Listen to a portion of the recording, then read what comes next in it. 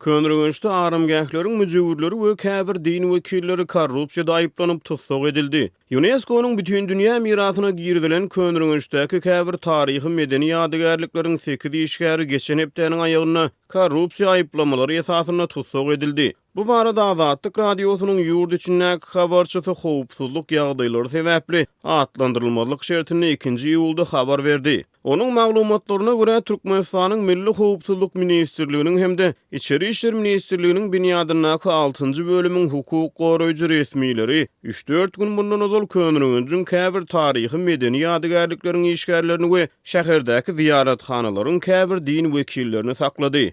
Bu taryhy ýadygärlikleriň hataryny halk arasynda 360 öwliýa ýa-da Şikebir ata ady bilen giňden tanalýan Nezmeddin Kübra atly taryhy şahsyň aramgähiniň hemde Gutluw Temuryň meşhur taryhy minarasynyň gapdalyna ýerleşýän we halk arasynda Gara Gapy baba ady bilen giňden tanalýan Seýid Ahmed Işanyň aramgähleri bar.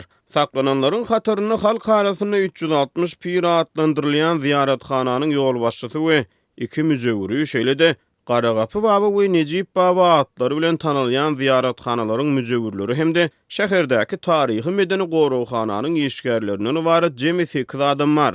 Girlinlik şertlerine çıkış edýän ýurt içindäki habarçymyz häkimiýetleriň Könrüňüň mescidini hem güýçli barlaýanyny aýdýar.